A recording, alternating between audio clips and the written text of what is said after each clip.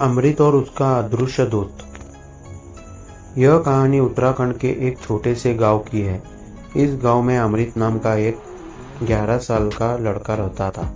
अमृत साधारण सा लड़का था, लेकिन उसमें एक खास बात थी। वह बहुत ही कल्पनाशाली और स्वप्नदर्शी था। वह अक्सर गांव के जंगल में घंटों अकेले घूमता रहता और अपने दिमाग में अनोखी कहानियां बुनता रहता। उसकी यही आदत उसे बाकी बच्चों से अलग बनाती थी, इसलिए उसके बहुत कम दोस्त थे। एक दिन अमृत अपने पसंदीदा जगह गांव के पास के जंगल में घूम रहा था। वह अपने सपनों में खोया हुआ था कि अचानक अपने पेड़ों के बीच एक अजीब सी आवाज सुनी। उसने सोचा कि यह उसकी कल्पना का ही हिस्सा होगा, लेकिन जैसे जैसे वह आगे बढ़ता गया, वह आवाज और भी तेज होती गई। उस्तुवावक्ष वह आवाज की दिशा में चल पड़ा। कुछ ही देर में वह एक छोटी सी गुफा के सामने पहुंच गया। गुफा के अंदर से हल्की हल्की नीली रोशनी बाहर आ रही थी। अमृत ने कभी ऐसी गुफा नहीं देखी थी और उसकी जिज्ञासा अब चरम पर थी। उसने डरते डरते गुफा के अंदर झांका और उसके सामने जो दृश्य था उसने उसकी आंखें चौंका दी।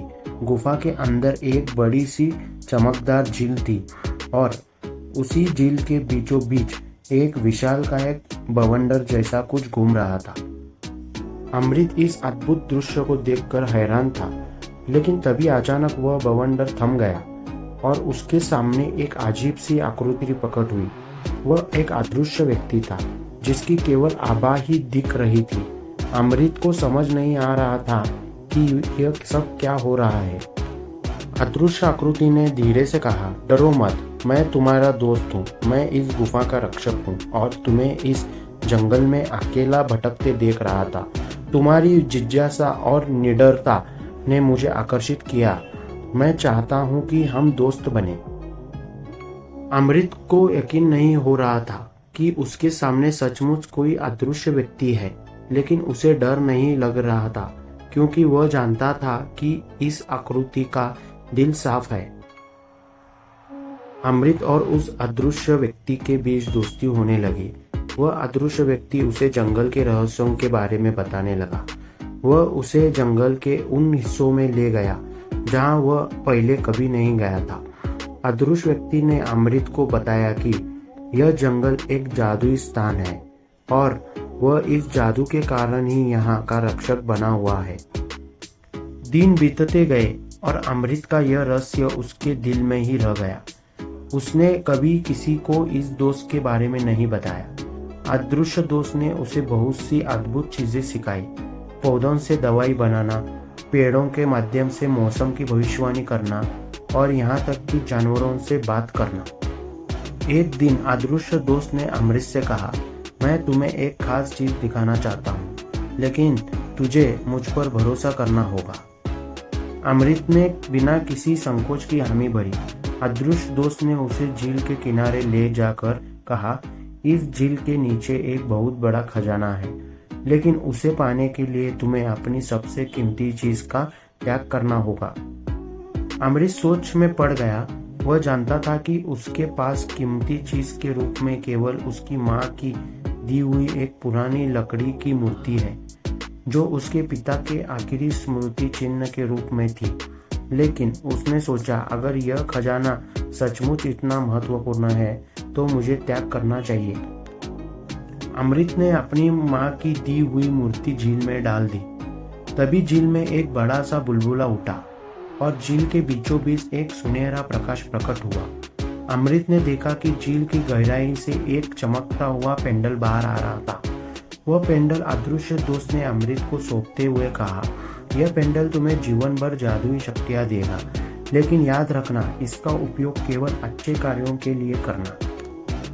अमृत ने पेंडल को पहन लिया और उसे तुरंत ही एक अद्भुत शक्ति का अनुभव हुआ। वह अब पेड़ों से बात कर सकता था, जानवरों को समझ सकता था और सबसे बड़ी बात, वह अपने विचारों को सच में बदल सकता था। लेकिन उसके अदृश्य दोस्त ने उसे चेतावनी दी, याद रखना, इस शक्ति का उपयोग केवल तब करना जब अत्यधिक आवश्यकता हो, अन्यथा यह तुम्हें और दूसरों को नुकसान पहुंचा सकती है। अमृत ने यह बात गाढ़ बांध ली और अपने जीवन में इस पेंडल का उपयोग बहुत सोच समझकर करने का निर्णय लिया।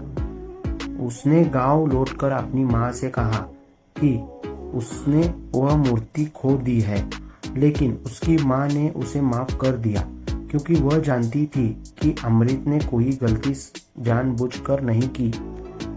वर्षों बीत गए और अमृत बड़ा हो गया।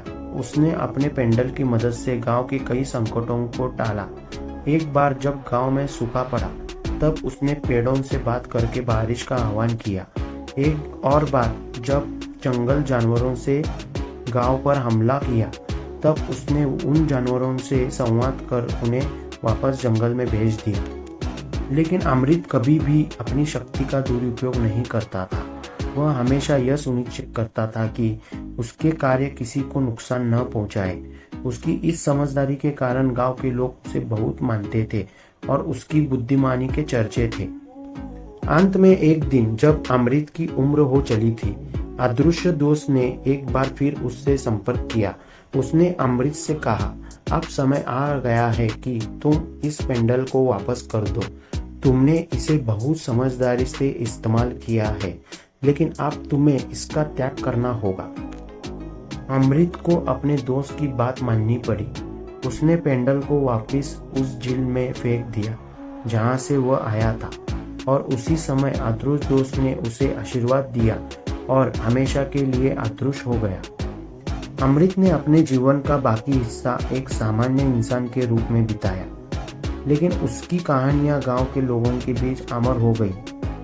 उसकी दोस्ती, साहस और निडरता की कहानियां आज भी उत्तराखंड के उस गांव में सुनाई जाती है, जहां पर बच्चा अमृत जैसा बनने का सपना देखता है। एक सच्चा दोस्त, एक निडर खोजकर्ता और एक नैतिक दिल इंसान। Thank you for watching more motivational videos. Please support, like and subscribe my channel. Please subscribe, friends, and support.